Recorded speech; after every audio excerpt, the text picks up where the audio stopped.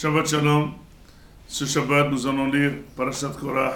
C'est la paracha qui manifestera une scission extraordinaire, une scission très forte, une scission contre Moshe Rabbeinu, une scission contre Aharon. On voit Korah arriver à mener une manifestation contre Moshe et Aharon. Tout le peuple est du côté de Korah. Personne n'est avec Moshe et Aharon. Et il a réussi même à amener avec lui les grands rabbanim, 250 têtes de Sanhedrin. Et tout le monde est là pour contrarier entièrement Moshe et Aharon, pour contrebalancer toutes les décisions de Moshe et pour dire que Moshe, c'est quelqu'un qui invente ses décisions. Il dit qu'il prend les décisions au nom de Hachem, mais pas du tout, c'est pas le cas. Et finalement, il a réussi le coup. Ce coup était tellement réussi que nous voyons que Moshe Rabbeinu mène pour la première fois une pagaille contre sa nature.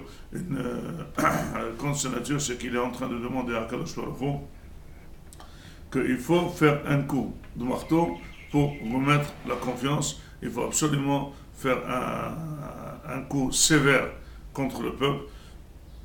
Il ne faut pas écouter les tfilotes de Korah.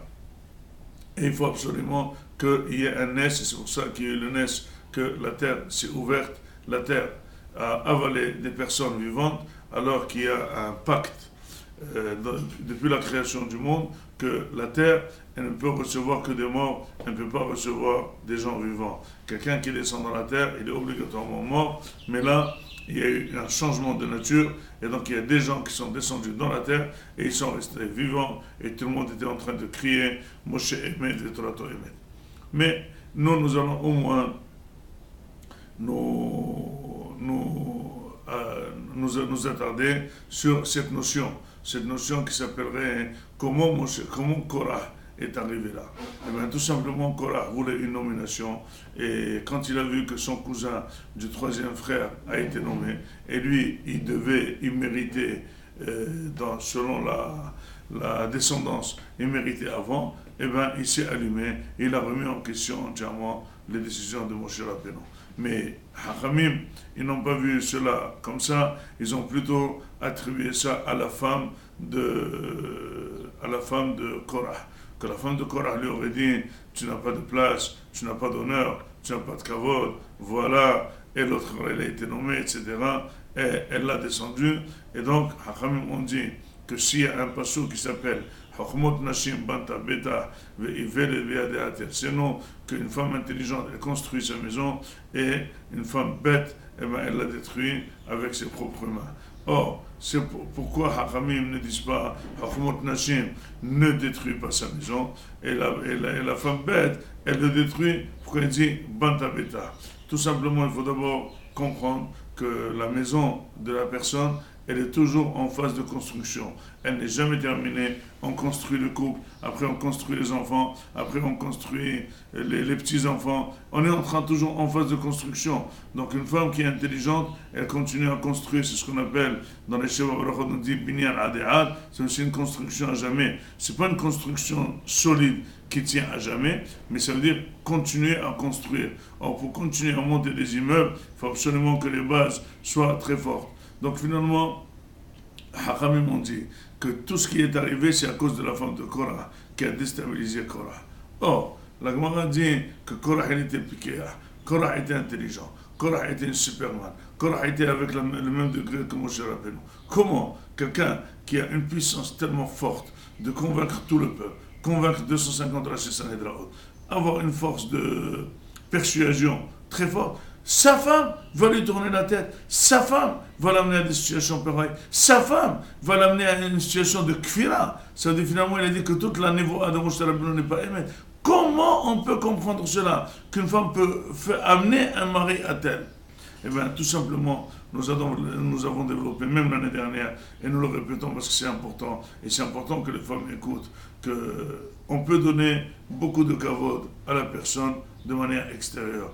La vraie stabilité de la personne, sa vraie personnalité, son vrai kavod, c'est celui qui reçoit de sa femme. Ça veut dire quelqu'un il peut être président de la République, sa femme peut lui tourner la tête. Quelqu'un peut être roi, sa femme peut lui tourner la tête. Et il y a plein d'exemples dans la Torah que les femmes, ou ils ont construit, ou ils ont détruit. Mais pourquoi? Eh bien, tout simplement, la femme, c'est une personne qui aime le mari. La femme, c'est une personne qui ne réfléchit pas, qui agit avec les sentiments. La femme, elle a une force terrible d'insister. Et finalement, elle arrive à déstabiliser.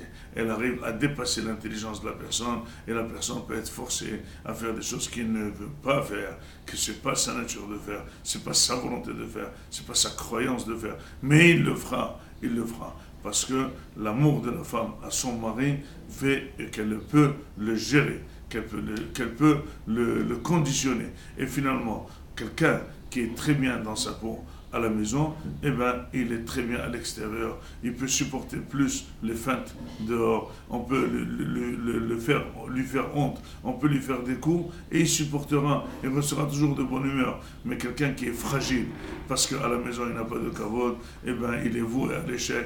À l'extérieur, il est très nerveux, il est vulnérable. Eh ben, tout celui qui le touche, il trouve une personne très très sensible.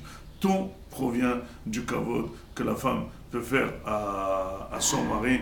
Je suis sûr que beaucoup de maris vont, en écoutant cette dracha, mettre le doigt sur la femme, mais je dirais, pour équilibrer la dracha, n'oubliez pas que pour qu'une femme donne le kavod à son mari, eh ben, dis Hazar, c'est au mari de gérer ce kavod, c'est au mari d'être toujours donateur de kavod, c'est au mari d'être toujours celui qui présume, celui qui génère le kavod à sa femme. Et quand le mari est donateur de kavod, eh ben, le kavod qui vient de la femme, c'est un retour.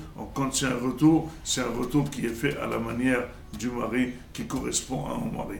Mais si jamais le mari n'est pas donateur de kavod, et il exige le kavod, et la femme lui fait le kavod, eh ben, ça a un prix, elle peut le déstabiliser. C'est ce qu'ils disent Hachamim, Chochmot Nashim, ce qui est marqué dans Michelet, Chochmot Nashim Banta Beta, Ve'ivelet, Beyadeha, Teherseno.